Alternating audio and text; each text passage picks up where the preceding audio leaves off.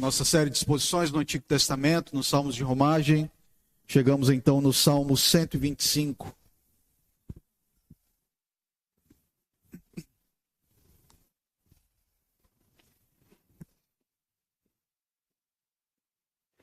Salmo 125, ouçamos então a voz do Senhor, cântico de romagem. Os que confiam no Senhor são como o monte Sião, que não se abala, firme para sempre. Como em redor de Jerusalém estão os montes, assim o Senhor em derredor do seu povo, desde agora e para sempre. O cetro dos ímpios não permanecerá sobre a sorte dos justos, para que o justo não estenda a mão à iniquidade. Faze o bem, Senhor, aos bons e retos de coração, quanto aos que se desviam para sendas tortuosas, levá-los-á o Senhor juntamente com os malfeitores, paz sobre Israel. Vamos orar mais uma vez. Bondoso Deus, nós te agradecemos por podermos ler a tua palavra e sermos edificados por ela. E nós te pedimos que nesse momento, que é o momento mais importante do culto, em que o Senhor fala conosco por meio da exposição da tua palavra, que o Senhor encontre o nosso coração quebrantado na tua presença, desejoso, que o Senhor nos dê atenção àquilo que o Senhor nos falará e que possamos, Senhor, ser edificados por tua lei. E nós oramos assim em nome do Senhor Jesus Cristo. Amém. Irmãos, estamos aqui diante de um dos salmos mais conhecidos para os crentes. Geralmente nós memorizamos ele e de maneira muito especial os versículos 1 e 2 parece que ele é bem cravado na nossa mente, até pela música que nós acabamos de cantar. E certamente isso acontece conosco, essa memorização a respeito desse salmo, porque esse é um salmo de encorajamento. É um salmo que chama o nosso coração a permanecer animado no Senhor diante das grandes adversidades que se apresentam diante de nós. Nós não sabemos quem foi o autor desse salmo. Sabemos apenas que ele fazia parte daquela coleção de cânticos entoados pelos romeiros judeus, quando eles saíam das suas casas, indo até Jerusalém para prestar o seu culto ao Senhor, tal como era prescrito na lei de Moisés. Além disso, pelo conteúdo desse salmo, não é difícil imaginar o contexto em que ele foi composto. Ele se refere, no início do versículo 3, a uma situação em que o povo de Deus estava vivendo debaixo de opressão dos ímpios. Vejam comigo, início do versículo 3. O cetro dos ímpios não permanecerá sobre a sorte dos justos. Dessa forma, possivelmente, esse é o contexto em que esse salmo foi produzido. Ele estava aqui se referindo a ímpios que estavam exercendo opressão sobre os crentes, sendo esse, então, o possível contexto de composição desse salmo. E é justamente diante desse quadro que é descrito aqui no início do versículo 3, que aí os comentaristas começam a propor ou imaginar o possível contexto em que esse ímpio estava exercendo uma opressão sobre o povo de Deus. E alguns chegam a afirmar possíveis 3 contextos. Talvez esse salmo foi composto quando os israelitas estavam na sua terra, mas estavam dominados por uma nação estrangeira. Quando nós olhamos o livro de Juízes, de Reis e de Crônicas, vemos que os israelitas, mesmo depois que estavam ali na sua terra, eles foram subjugados por amonitas, moabitas e filisteus. E na verdade isso aconteceu algumas vezes. Ou até mesmo alguns comentaristas afirmam que essa opressão sobre o cetro de uma pessoa ímpia se deu quando eles estavam em Israel, tinham a monarquia estabelecida, mas o rei era um rei ímpio. E nós vemos que algumas vezes isso aconteceu sobre o povo de Deus. Um rei que foi levantado para estar sobre o reinado de Israel, ou até mesmo de Judá, era um rei opressor. Talvez o rei mais famoso que exerceu opressão sobre o seu povo foi o rei Acabe.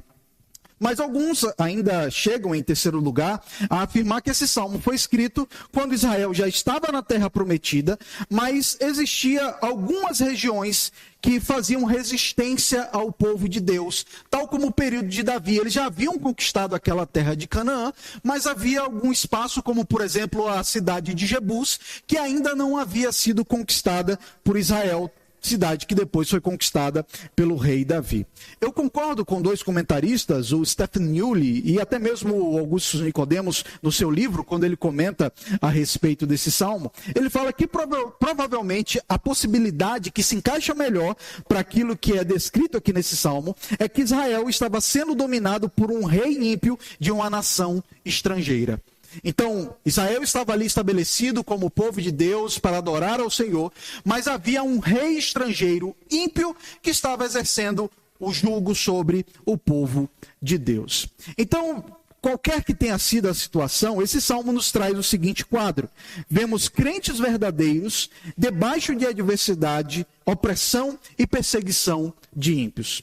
O problema com circunstâncias como essa, quando o povo de Deus está passando por isso, é o perigo de crentes começarem a desanimar e se aliarem aos maus para fazer aquilo que é abominável ao Senhor. Conforme ele fala na segunda parte do versículo 3, ele fala para que o justo não estenda a mão à iniquidade. A ideia é basicamente o seguinte: quando a opressão dura muito tempo, quando as coisas no entorno são completamente contrárias àquilo que Deus ensina, parece que cansa ser honesto e íntegro diante de Deus.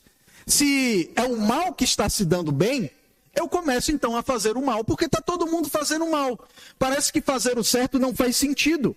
E no período veterotestamentário, duas coisas em particular se tornavam tentações para o povo de Deus em circunstâncias tais como as que nós estamos mencionando. Primeiro, a idolatria. Se Yahvé, o Deus que nos libertou do Egito, parece que não está ouvindo o nosso clamor e resolvendo a minha situação, eu começo então a me curvar aos deuses estrangeiros. Algo que aconteceu por diversas vezes no meio do povo de Deus. Mas havia também uma tentação que era derivada dessa primeira, que era a imoralidade. Nós sabemos que boa parte dos cultos de adoração das nações estrangeiras ali naquela região era extremamente marcado pela promiscuidade e pelo culto que era movido pela dramatização da fertilização da terra. Então, por exemplo, entre os filisteus, era que eles serviam a Baal e Astarote. Baal era o deus masculino e Astarote era a deusa, a mulher de Baal. Então não era incomum que nos cultos ali eles simulassem a fecundação da terra por meio de imoralidade sexual, sendo então isso que faz com que a terra viesse a produzir e dar os seus frutos. Então, vejam, primeiro eles começam a abrir a mente para deuses estrangeiros, buscando servir a esses outros deuses, e a consequência natural disso é que a imoralidade tomava conta da vida do povo. Então, esse é o possível contexto em que esse salmo foi escrito. O povo de Deus de Israel, dominado, oprimido por uma nação estrangeira e ímpia, e os que temem ao Senhor estão sendo provados na sua fé e fidelidade ao Senhor. Queridos, esse salmo tem uma mensagem muito importante para nós, povo de Deus, nos nossos dias. Pelo fato de que podemos nos encontrar em circunstâncias semelhantes ao povo de Israel. Nós podemos estar passando por problemas pessoais que podem abalar a nossa fé em Deus. Talvez não por estarmos subjugados por uma outra nação, mas subjugados por uma doença. Subjugados por uma crise financeira. Subjugado com uma dificuldade no meu relacionamento, no casamento. Então, várias coisas podem fazer com que a gente seja inclinado a negociar a nossa fé. E é justamente isso que esse salmo está falando. E nós podemos ser seduzidos pelo mundo e subjugados com seus valores pecaminosos por causa do nosso coração igualmente pecaminoso. É basicamente o seguinte: a circunstância adversa é como o álcool para acender o fósforo no nosso coração, que é deliberadamente pecaminoso. Diante daquilo que nós vimos e diante desse quadro que eu estou construindo aqui com os irmãos, o salmista orienta o povo de Deus a como lidar com situações como essas e, claro, naturalmente, ele está também nos instruindo. Por isso, ele escreve o salmo, eu quero propor aqui uma dupla divisão desse salmo. A primeira parte, os versículos 1 a 3, em que o salmista, ele, em meio àquelas circunstâncias, ele começa a rememorar o cuidado do Senhor para com o seu povo. Tá? Então, em meio a essa crise, ele lembrem-se que Deus cuida da gente e que nos protege. A segunda parte, os versículos 4 e 5, nós vemos a oração do salmista ao Senhor. Então, na primeira parte, há mais uma descrição do cuidado do Senhor em relação ao seu povo, e na segunda parte, uma oração ao Senhor em favor do seu povo que está em meio a essas circunstâncias adversas.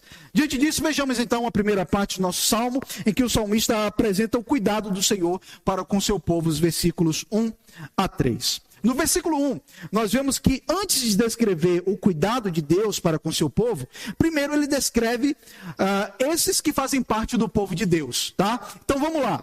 Eu vou descrever aqui, ele está falando, como Deus cuida do seu povo. Primeira coisa, vamos entender quem é esse povo. Ele começa no início do versículo 1 afirmando o seguinte: os que confiam no Senhor.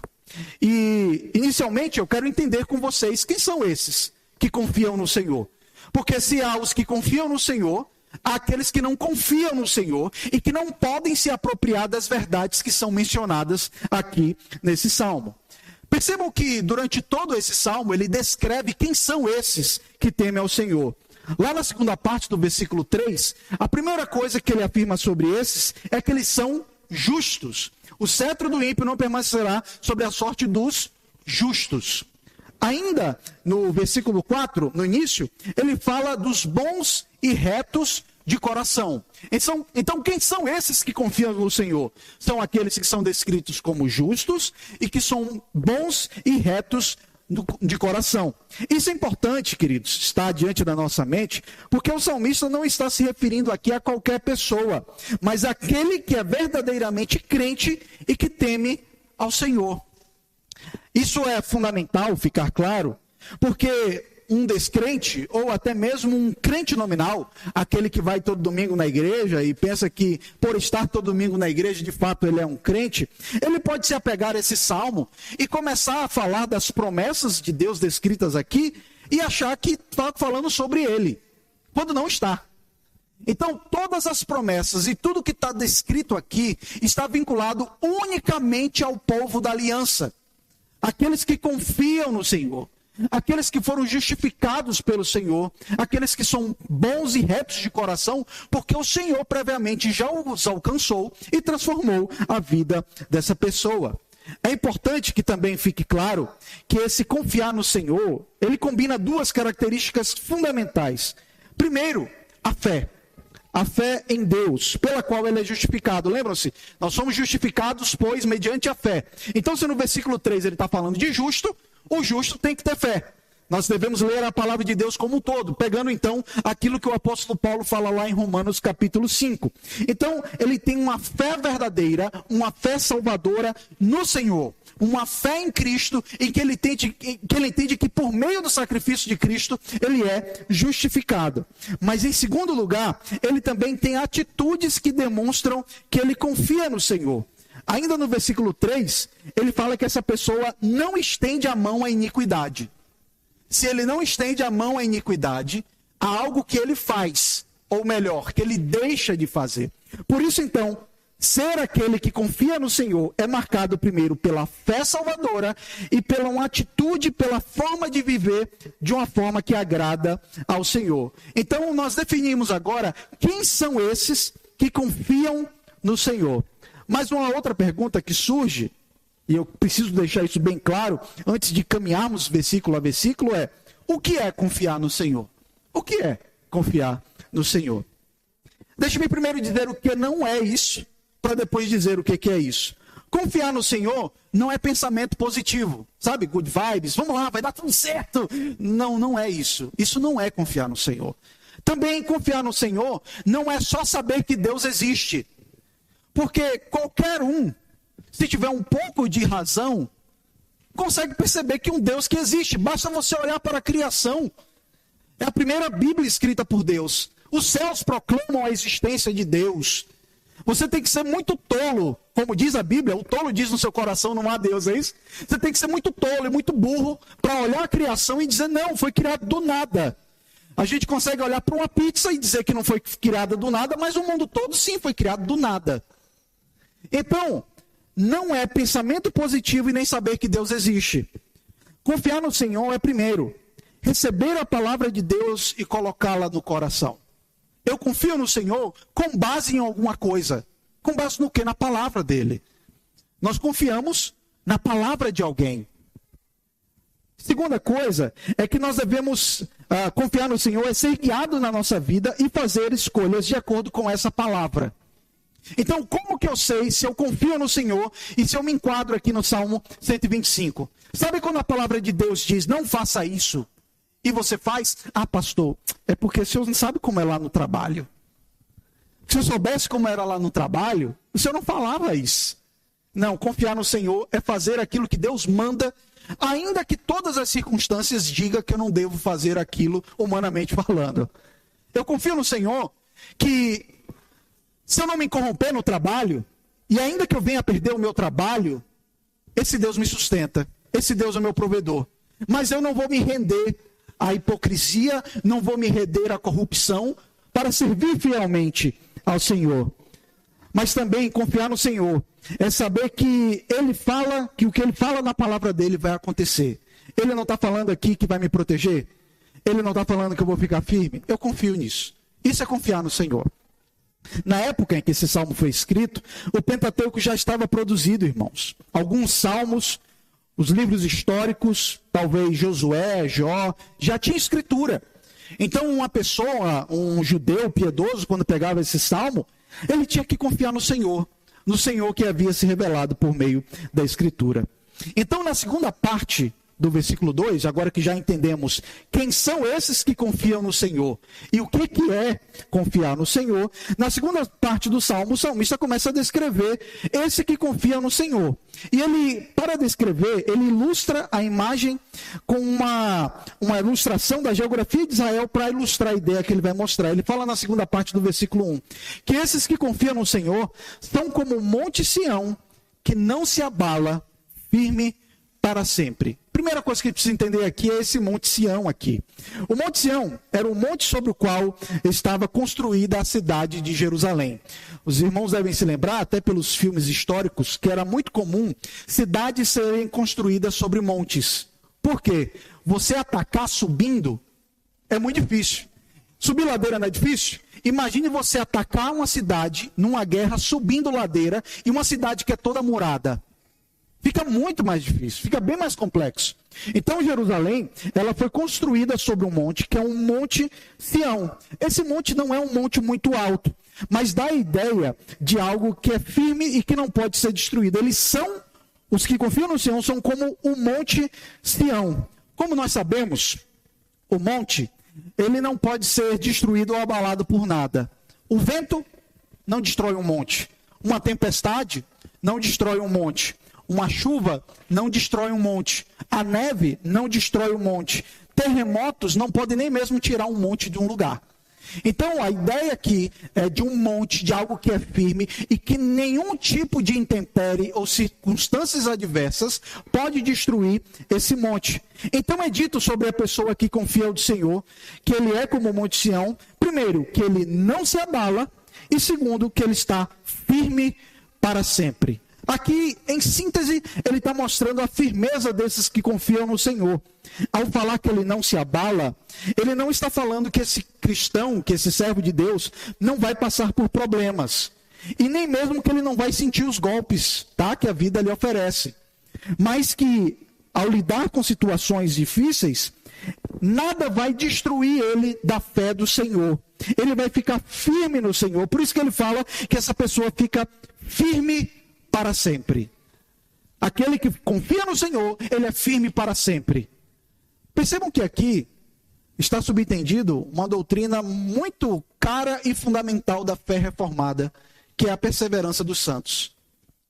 Nós entendemos que quando somos convertidos ao Senhor, não há absolutamente nada, nem ninguém, nem nenhuma intempérie, nenhuma circunstância que nos tira da presença de Deus. Então, aquilo que falam assim, então quer dizer que para presbiteriano, uma vez salvo, salvo para sempre? Claro, porque eu fui salvo por Deus, eu não fui salvo por mim mesmo. E aquilo que Deus faz não pode ser desfeito. Deus não é menino para ficar brincando de morto e vivo com a gente, salvo no inferno. Aquele que é convertido pelo Senhor, que consegue, por meio da obra do Espírito Santo, ser justificado, confia no Senhor, essa pessoa, ela fica firme para sempre. ela vai sofrer pancadas, ela vai passar por lutas, vai passar por dificuldades, mas o que poderá nos tirar das mãos do Senhor? Absolutamente nada, diz o apóstolo Paulo. Nem altura, nem profundidade, nem qualquer outra criatura poderá nos separar do amor de Deus que está em Cristo Jesus. É sobre isso que esse salmo já está pré-anunciando. A firmeza inabalável daqueles que servem ao Senhor. Lembram-se de Jó? A sua própria mulher dizendo: amaldiçoa esse seu Deus e morre em paz. Falando mal desse Deus. Ele disse: você fala como louca. Um homem apodrecendo vivo diz que é loucura abandonar o Senhor. É sobre isso que a gente está falando, irmãos. Não é que vai ser tudo um mar de rosas, mas é que mesmo em meio às dificuldades, há um Deus que me deixa firme para sempre na presença dele. Eu posso morrer da pior maneira que for, mas eu sirvo a Cristo até o fim. Eu estou firme nele até o fim. E no versículo 2, vemos um motivo pelo qual os que confiam no Senhor estão como esse monte Sião. E nós podemos perceber que isso acontece devido à proteção de Deus em relação a eles. Vejam, versículo 2, ele começa a descrever como que Deus protege essas pessoas que são como o monte Sião. Ele fala no início do versículo 2: como em redor de Jerusalém estão os montes. Aqui mais uma ilustração referente à geografia de Jerusalém. O Monte Sião, a cidade sobre que Jerusalém foi construída, ela ficava no meio de uma cadeia de montanhas e era cercada por diversas outras montanhas altas que cercavam Jerusalém. Então, vejam que Jerusalém ela foi construída num local de maneira muito estratégica, construída sobre um monte e cercada por outros montes. Então, imagine então um exército ir contra essa cidade de Jerusalém. Ela era geograficamente protegida. E diante dessa geografia, ele começa a descrever que ele está ali firme. É um monte firme, um monte Sião. Mas assim como em torno de Jerusalém tem várias montanhas e vários montes sendo naturalmente protegida, ele diz na segunda parte do versículo 2: assim o Senhor em derredor do seu povo, desde agora e para sempre. Com isso ele está falando que da mesma forma que Jerusalém está segura, protegida por outras montanhas, assim o Senhor, ele está ao redor do seu povo, protegendo esse povo. E quando? Quais são os momentos em que Deus está em redor do seu povo? É só quando está tudo bem? É só quando está tudo tranquilo? Não, ele diz que é desde agora. Ou seja, nesse exato momento você pode ter a certeza que Deus está lhe protegendo, guardando você, mas é também para sempre. Até a glória eterna. Até o dia de Cristo, o Senhor nos protege. Ele não disse: estarei convosco todos os dias até a consumação dos séculos? Bondade e misericórdia certamente me seguirão todos os dias da minha vida. Não foi isso que ele falou? Então é isso que o salmista está dizendo. É agora começa essa proteção. Agora eu posso ter essa certeza da proteção do Senhor. Mas até o dia de Cristo, eu posso ter a certeza que o Senhor me protege. E precisamos, queridos, deixar claro mais uma vez que essa proteção não quer dizer que nenhum mal irá chegar até nós, mas que Deus nos cerca e protege de tal forma que nunca iremos nos afastar dele. Esse Deus a quem nós servimos, ele nos protege do diabo. Ele nos guarda das ações demoníacas. Ele também nos livra dos efeitos da carne. Ele nos protege do mundo. Ele mesmo diz: olha, tem um bom ânimo, eu venci o mundo. Nós podemos confiar na proteção desse Deus. Se nós estamos firmes porque Cristo habita em nós, nós estamos protegidos porque o Senhor está ao nosso derredor. Ele está nos guardando. E é interessante que a imagem do apóstolo Pedro é do diabo como um ladrão que anda em derredor. Mas ele está falando de um Deus que fica ao nosso redor e que não deixa que esse diabo, não deixa que esse leão venha nos devorar e acabar conosco. Então no versículo 3, vemos que pelo fato de Deus proteger o seu povo e inimigos, os inimigos desse povo não haverão de subjugar o povo de Deus. Vejam comigo o versículo 3, ele diz assim: o cetro dos ímpios não permanecerá sobre a sorte dos justos. Como vimos na introdução da nossa exposição, o provável contexto desse salmo é de que Israel estava oprimido por uma nação estrangeira. Então, ao falar desse cetro do inimigo, do ímpio, cetro do ímpio, ele está aqui se referindo àquilo que nós conhecemos bem. Um rei, ele era conhecido por ter 3 elementos. Primeiro, por ter uma coroa real. Todo rei tinha uma coroa, que inclusive era o anel que ele selava as suas deliberações. Havia também a coroa, que era uma característica natural do rei, mas havia um cetro. O mesmo cetro que nós vemos sendo descrito lá no Salmo 2, lembra-se? Um cetro de ferro. Então ele está falando aqui de um possível rei oprimindo o povo de Deus. A ideia de um cetro na mão desse rei.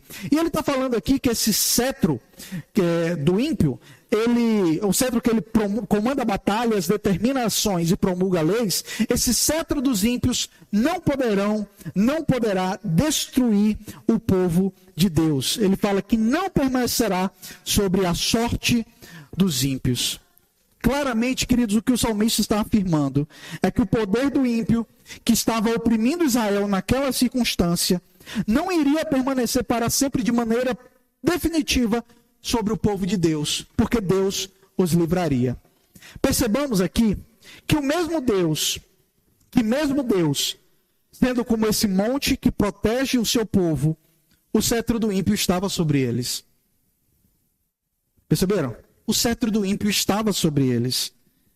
E dessa forma devemos entender o que está sendo falado aqui, é que por mais que o cetro do ímpio esteja sobre o povo de Deus, ele não permanecerá para sempre sobre os crentes. Hoje, o cetro dos ímpios está sobre a vida de muitos irmãos nossos. Na Coreia do Norte, o cetro de um ímpio, de um homem demoníaco, assassino, que todo mundo sabe, está sobre os crentes. O que falar lá do Estado Islâmico? O cetro do ímpio sobre os crentes, decapitando crentes, acabando com crentes. Ainda hoje, queridos, o cetro do ímpio está sobre a vida de crentes. Isso mostra que mesmo tendo Deus como aquele que nos protege, enquanto estivermos aqui na terra, nós enfrentaríamos sim um problema. Teremos que lidar com o cetro de ímpios. Brasília é a síntese disso aqui. Cetro de ímpios sobre o povo de Deus.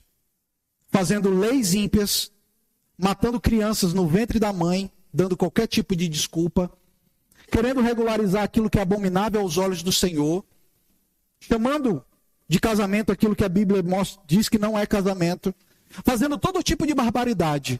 O cetro do ímpio muitas vezes está sobre a vida dos crentes, mas ele fala claramente que esse cetro não permanecerá para sempre. Há dia e hora para acabar esse juízo do mal. Nós não sabemos. O próprio Senhor Jesus fez questão de dizer: não compete a vocês conhecerem, mas até lá, o que nós fazemos é proclamar o Evangelho em todo lugar. Confiar nesse Deus. Então ele fala o motivo pelo qual Deus não permitirá que o cetro dos ímpios prevaleça sobre o povo de Deus. Por que Deus diz, olha, vai ter um limite para isso? Para que o justo não estenda a mão à iniquidade. E aqui eu quero muita atenção de vocês para isso que está sendo dito aqui. O salmista mostra que Deus coloca um limite na extensão e no impacto dos maus e do mal que recai sobre o crente. Deus faz isso, queridos, sabe por quê? Por causa da nossa vulnerabilidade e da nossa fragilidade. Se Deus não colocar um limite na nossa tribulação, se Deus não colocar um limite na ação dos perversos e dos maus, sabe o que aconteceria com a gente? A gente faria a mesma coisa do mal.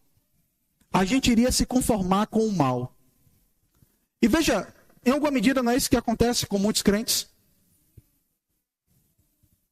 Começa a tomar forma do mal. O mundo hoje, os jovens namorados estão se relacionando sexualmente. Começa a tomar forma. As pessoas estão fazendo aquilo que desagrada a Deus, estão mentindo no trabalho. Vamos fazer. Mas aqui ele está falando claramente que aqueles que pertencem ao Senhor, ainda que cheguem no limite da provação, da tentação, Deus retira eles a ponto deles não estenderem a mão para aquilo que é pecaminoso e que transgride a lei do Senhor. Alguns já se renderam, tá? Alguns já simplesmente aceitaram o cetro do ímpio e fazem aquilo que é reprovável e vergonhoso aos olhos do Senhor, achando que ninguém vê, achando que está tudo coberto. Só que o problema do pecado encoberto é que é o pecado não tratado.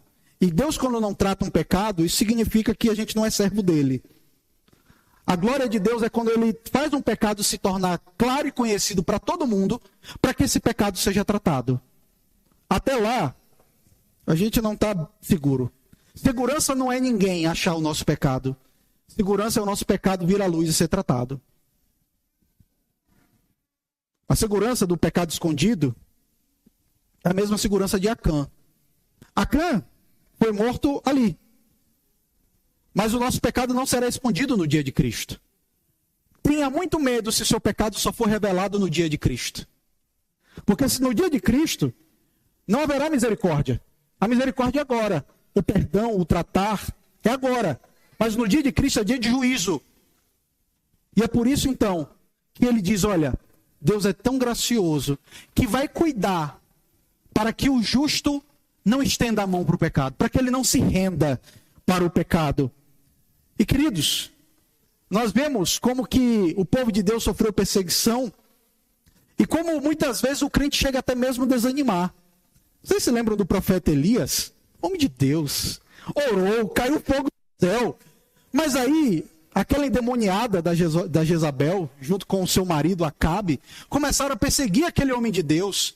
Aquele homem entrou num estado de depressão tão terrível, que Deus teve que providenciar meios para que ele permanecesse de pé.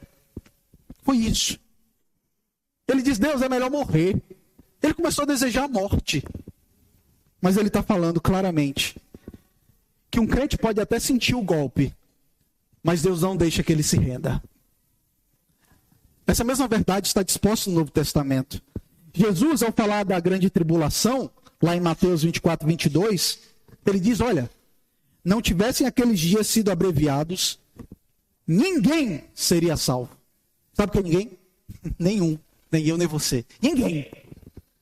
Mas por causa dos eleitos, esses aqui, os justos, que Deus protege para que não estenda a mão à perversidade, mas por causa dos escolhidos, tais dias serão abreviados. Porque o negócio é tão terrível que diz, ó, deixa eu voltar logo, porque senão não vai ficar um crente. Jesus mesmo fala no final da parábola do juiz Enico, por acaso haverá fé na terra quando o Filho do Homem voltar? Porque o negócio só vai piorando, irmãos. O mesmo Novo Testamento, o apóstolo Paulo, na 1 Coríntios, capítulo 10, versículo 13, diz, não vos sobreveio tentação que não fosse humana.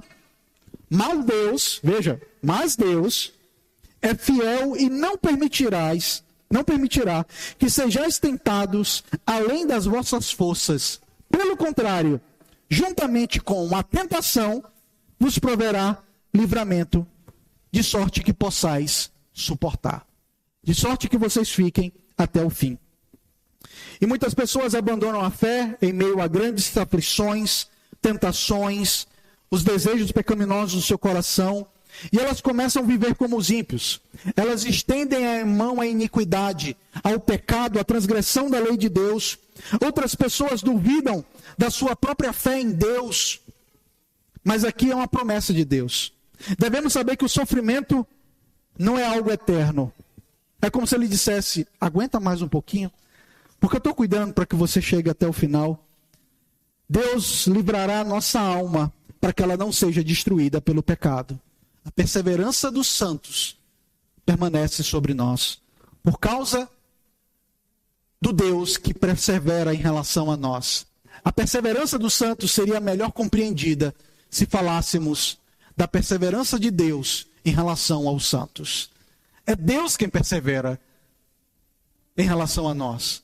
Em relação, se fosse nós mesmos, cara, por muito menos a gente já tinha deixado de ser crente. Mas Deus persevera. Ele continua dizendo, esse é meu. Assim como ele fez com Pedro. Depois que Pedro negou, fez coisas terríveis, ele vai publicamente, Jesus chega para Pedro e diz, você me ama 3 vezes. Jesus tratou Pedro. Jesus cuidou de Pedro. Houve um pecado revelado, todo mundo sabia que Pedro tinha feito aquilo. Mas Jesus tratou. Jesus tratou para que aquele homem nunca mais abandonasse a Cristo. Pelo contrário, morresse crucificado de cabeça para baixo, antes de estender a mão ao pecado. Ele confessou a Cristo e foi até o fim fazendo isso. Queridos, então chegamos na segunda parte do Salmo, em que vemos então a oração. E a primeira parte, ele descreve primeiro quem é esse povo e como Deus cuida desse povo. Na segunda parte, ele agora então passa a orar a Deus, pedindo que o Senhor cuide desse povo. O versículo 4 ele afirma o seguinte, o pedido dele: faze o bem, Senhor, aos bons e retos de coração. Esse é um pedido aqui do salmista ao Senhor em relação ao povo dele. Fazer o bem aqui nesse contexto não significa tornar a vida mais fácil ou fazer aquilo que desejamos, mas fazer aquilo que precisamos. Veja, fazer o bem a uma pessoa não é fazer só o que ela quer ou o que achamos que ela precisa, mas é de fato fazer aquilo que ela necessita naquelas circunstâncias. Imagine uma pessoa que gosta muito de chocolate, muito. E você sabe disso. E você diz, eu vou dar um chocolate para fulano. E você diz, eu estou fazendo um bem a ela. Só que você não sabe que quando aquela pessoa recebeu o chocolate que você deu, ela está morrendo de sede. Morrendo de sede. Você está fazendo um bem ou um mal àquela pessoa? Você está fazendo um mal. Porque chocolate só vai aumentar a sede dela. E o nosso Deus é o Deus que sabe dar o bem quando nós precisamos. Ele sabe o que nós precisamos nas circunstâncias em que estamos. E ele está falando, Deus ele sempre faz o bem. Ele faz exatamente o que nós precisamos. E é por isso que o apóstolo Paulo, lá em Romanos 8:28, afirma: sabemos que todas as coisas cooperam para o bem daqueles que amam a Deus, daqueles que são chamados segundo o seu propósito. Diante disso, podemos entender que fazer o bem é, em primeiro lugar, afirmar os bons e retos de coração na fé e proteger eles da queda contra o pecado. Certamente confiar em Deus, quando tudo está bem, é fácil. Mas quando as circunstâncias não são boas, quando o cetro do ímpio está sobre nós, conforme diz o salmista, seguir confiando ao Senhor é uma grande luta.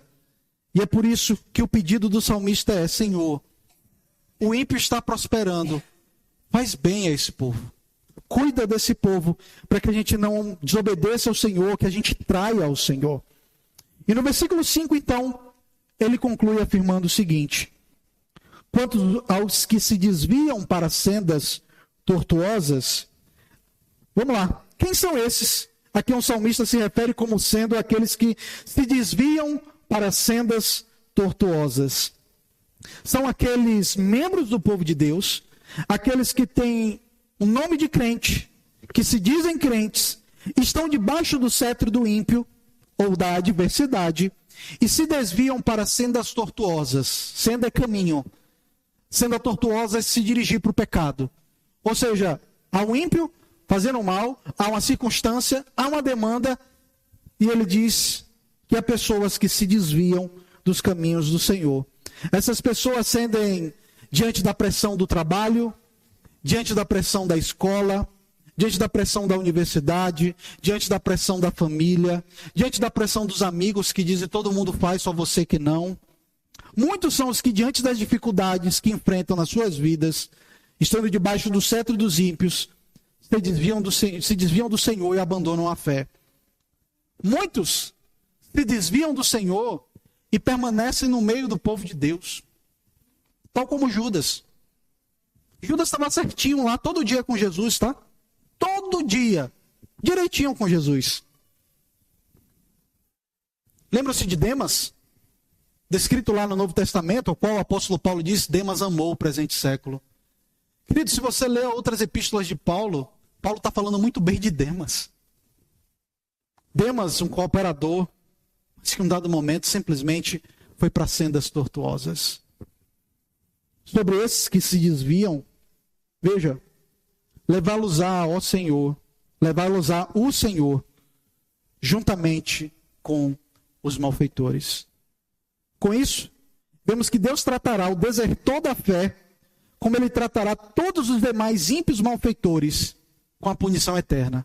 Às vezes a gente pensa assim, tem fulano que nunca foi crente, aprontou a vida toda, mas teve a pessoa, viveu tantos anos na igreja, fez tanto pela igreja, pregou, foi pastor, tocou, cantou, fez tanta coisa. Ah, mas fulano fez uma besteira, né, rapaz? E a gente pensa, não. Deus vai ser misericordioso com esse que pecou menos. O salmista diz não. O desviado, ou que vive no meio da igreja desviado, o caminho dele é a condenação eterna.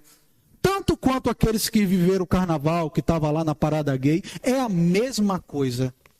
É a mesma coisa. Porco lavado continua sendo porco. Porco lavado continua sendo porco. Se nós não formos transformados na nossa natureza, se o porco desejoso por pecado não se tornar uma ovelha de Cristo, alimentado por Cristo, que bebe da água que Cristo dá, que caminha com Ele no vale da sombra e da morte, certamente a condenação será levado juntamente com todos os outros malfeitores. Será condenado eternamente. Por isso não importa quantos anos você viveu na igreja, o que você fez no meio da igreja. Se você tem vivido no meio da igreja e andado por caminhos tortuosos, saiba que você vai ser tratado por Deus como ímpio. Essa afirmação serve como uma grande advertência para nós que em meio às provações não sejamos corrompidos pela tentação de abandonar a fé, pela tentação dos hormônios que estão no corpo, pela concupiscência dos olhos, o desejo da carne. É por isso que o apóstolo Paulo diz, lá em 1 Coríntios capítulo 10, versículo 12, aquele, pois, que pensa estar de pé, veja para que não caia. Talvez você esteja ouvindo essa exposição dizendo, isso mesmo, pastor, esse povo vai tudo para o inferno mesmo. Cuidado você, para que você também não caia. Não pense que você é melhor, mas é só a graça de Deus em nós que nos sustenta, que nos mantém de pé. Não quero olhar os outros de cima para baixo, porque em nada você é melhor do que o outro pecador. É apenas a graça de Deus. E eu quero falar para você, meu irmão, porque esse texto nos adverte para pessoas, para irmãos que vivem em ambientes altamente corrompidos pelo pecado, irmãos que lidam com questões de política, irmãos que trabalham em áreas que parece que se você não pagar propina, as coisas não funcionam. Aqueles que trabalham no meio da advocacia, da justiça, onde parece que a lei é corrompida, chutada e cuspida o tempo todo. Muito cuidado, para que você não ande por sendas tortuosas, porque o seu caminho será exatamente igual ao das pessoas que vivem de maneira ímpia e afastada do Senhor. Por isso, lembre-se que há um dia que Deus irá tratar cada um dos seus adversários. Mas o Salmo conclui de uma maneira maravilhosa, queridos. Se nesse alerta, nessas ameaças do Salmo, há um sentimento de angústia, de ameaça iminente da vinda do rei, daquele que tem o verdadeiro cetro, que é o Senhor Jesus, descrito lá no Salmo 2, aquele que foi constituído como seu rei, o seu ungido, aquele que tem um verdadeiro cetro que nunca será quebrado. Ele diz, no final do Salmo, paz sobre Israel, sobre a igreja de Cristo, sobre aqueles que foram justificados, sobre aqueles que foram alcançados a graça de Deus. Não vivam em medo. Eu vos dou a minha paz. Eu não dou essa paz como o mundo dá. É uma paz que o apóstolo Paulo diz que é uma paz que excede a todo o entendimento. E o salmista termina falando desse shalom. Você, crente, você pode ter essa paz. Que há um Deus que preserva e cuida os seus passos. Sabe por que você não desviou ainda? Não é porque você é muito bom e você levanta todo dia e lê sua Bíblia, esquece isso. Você não desviou ainda porque há um Deus que é gracioso. Sabe por que naquele dia ruim, da notícia ruim, da adversidade, você não jogou tudo para cima? É porque há um Cristo que diz: você é meu. Você não vai desviar por sendas tortuosas. As sendas que você caminhará é as sendas do bom pastor. As minhas ovelhas escutam a minha voz. Elas conhecem essa voz e elas me seguem. As sendas do bom pastor são as sendas que estão para nós, que nós caminhamos diariamente.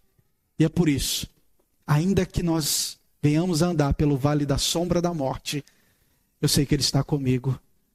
E a paz sobre todo Jerusalém, a paz sobre Israel, a paz sobre todos aqueles que estão em Cristo Jesus.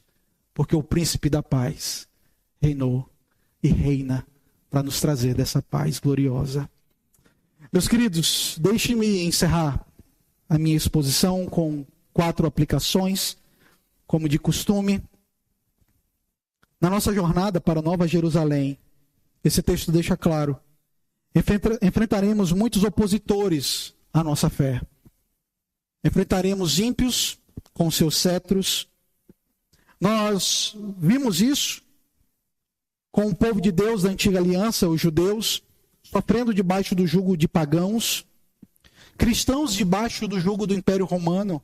Se lembram disso? Quantos irmãos nossos foram entregues a feras, decapitados, partidos ao meio, foram transformados em tochas humanas para deixar Roma acesa durante o dia.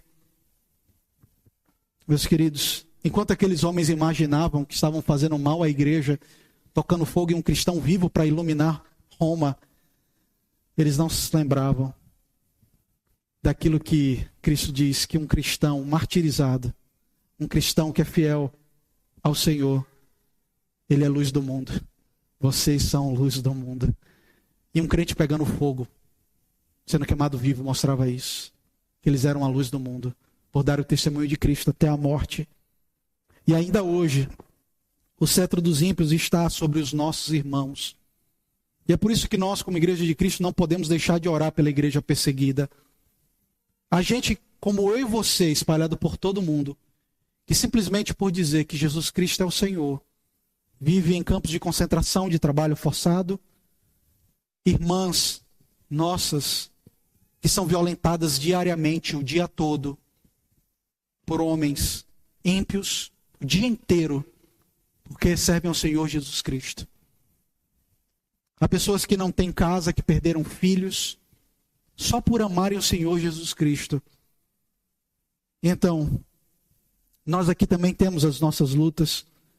Vivemos em um ambiente extremamente hostil à fé, corrompido na família, em leis que nos expulsam da esfera pública. Tudo bem os crentes ficarem pregando o que querem dentro da igreja, mas fora da igreja não. Fiquem caladinhos aí no canto de vocês. Paguem o seu imposto direito, tá? Você tem que dar o seu imposto para eles, mas vocês vão ficar calados. Vocês não podem falar mal. Vocês não podem dizer qual a opinião de vocês sobre casamento. Vocês não podem dizer a opinião de vocês sobre aborto. Ainda hoje o cetro do ímpio está sobre o povo de Deus. E é por isso que devemos confiar nas promessas do Senhor, reveladas na sua palavra. Meus queridos, ninguém mais viveu debaixo do cetro do ímpio do que o Senhor Jesus Cristo. Ele viveu um ambiente tão terrível, não só de ímpios do Império Romano, mas a própria liderança judaica dos seus dias, e de um povo perverso, que preferia um ladrão assassino do que o Rei dos Reis, do que o santo e puro Filho de Deus, que curava eles, que salvava eles, que dava comida para eles. Solte Barrabás, prenda-o na cruz. Lembre-se que naquele dia veremos que valeu a pena servir a Cristo, ser fiel até a morte, dar-te-ei a coroa da vida. E é por isso que nós devemos confiar nas promessas de Deus reveladas na sua palavra. A minha segunda aplicação é que, apesar da oposição, Deus firma, protege e livra o seu povo. Veja se não foi isso. Lá no versículo 1, ele está falando de um povo, daqueles que confiam no Senhor, que são como um monte que foi firmado pelo Senhor. Somos firmes porque Deus nos firmou. No versículo 2 ele fala de um Deus que está em derredor do seu povo e que protege esse povo. Somos protegidos porque esse Deus nos protege. E no versículo 3, vemos um Deus que livra o seu povo. Então veja a primeira parte do Salmo. Apesar da oposição, Deus nos firma, nos protege e nos livra de todas as coisas. Sabemos que isso acontece não porque sejamos bons ou fortes, mas pela eficiência da obra de Cristo em favor do seu povo, em que ele não perde nenhum dos seus eleitos. Lembram-se de João 18:9, em que o próprio Senhor Jesus diz: Pai, não perdi nenhum dos que me deste. Nenhum, absolutamente nenhuma das ovelhas de Cristo foi perdida. Tal como Davi, que disse que nunca havia perdido uma das suas ovelhas. O Supremo Pastor diz: eu não perdi nenhuma das minhas ovelhas. Todas eu guardei. Lembre-se desse Deus que protege você. Lembre-se do bom pastor que está ao redor de você, que lhe protege com o sangue dele. Que o anjo da morte não pode vir sobre você, porque o sangue pascual, o sangue da Páscoa dos cristãos está sobre nós. A morte não tem poder sobre nós. A morte passa longe, porque o sangue de Cristo, o sangue do poderoso e Cordeiro de Deus, nos purifica de todo pecado e nos livra do mal. A minha terceira aplicação é que devemos unir a nossa confiança em Deus com oração ao Senhor. Lembram-se? A primeira parte desse salmo, o salmista expressa a sua confiança em Deus. Mas na segunda parte, ele não só confiou em Deus, mas ele orou ao Senhor. Ele quer nos ensinar algo precioso, queridos. Conhecemos todas as promessas de Deus, mas o conhecermos a promessa de Deus se transforma em oração. Com base no quê? Com base na promessa. E nós já falamos sobre isso aqui. Nós oramos com base nas promessas de Deus. Não a promessa de um carro novo, não a promessa de termos dinheiro, mas a promessa que ele diz: você ficará firme, eu vou proteger vocês, eu vou livrar vocês. E é por isso que o salmista falou confiante sobre o cuidado de Deus, orando ao Senhor. E essa confiança, essa promessa de Deus deve ser um combustível para a nossa oração. A minha quarta e última aplicação é voltada para você que está aqui conosco nessa manhã, que não tem Cristo como seu único e suficiente Salvador. Nós não podemos deixar de observar o alerta presente nesse salmo para aqueles que são malfeitores ou que estão no meio da igreja e andam por caminhos tortuosos. O salmo mostra claramente a esses que o Senhor levará o julgamento. O Senhor haverá de exercer um juízo. E é por isso que você nessa manhã é chamado a se arrepender dos seus pecados, se apegar a Cristo como seu único e suficiente Salvador e se tornar um desses descritos aqui no início do versículo 125, do Salmo 125, no início do versículo 1, os que confiam no Senhor. E a minha pergunta para você nessa manhã é muito clara: você confia no Senhor? Não é pensamento positivo. Você confia no Senhor? Você não só confia na existência dele, você confia no Senhor como seu único e suficiente Salvador. Você confia no Senhor que ele é capaz de te livrar do diabo. Você confia no Senhor que no dia do juízo ele vai lhe proteger. Você confia no Senhor que ainda que venha a maior adversidade na sua vida, ele irá te proteger e te sustentar e você ficará de pé pela graça dele e pela bondade dele. Você confia no Senhor? Confie em Cristo e será salvo tu e a tua casa. Confie em Cristo como seu único e suficiente Salvador. E no dia mais pavoroso que haverá de vir sobre a humanidade, o dia em que o Rei dos Reis vier com o seu cetro de ferro para destruir e derrubar todos os outros cetros que existem nesse mundo, o cetro dele vai ser favorável a você. Ele vai estender o cetro em direção a você, chamando: servo bom e fiel, venha para o seu descanso. Por isso, nessa manhã, se você se render aos pés de Cristo, confiar no Senhor como único e suficiente Salvador, não confiar em você e nas suas obras, você sabe que há um Deus que está ao seu redor, lhe protegendo. E nem mesmo o diabo pode lhe afastar do amor de Deus que está em Cristo. Corra para Cristo. Cubra-se debaixo das asas do Senhor e você certamente será protegido.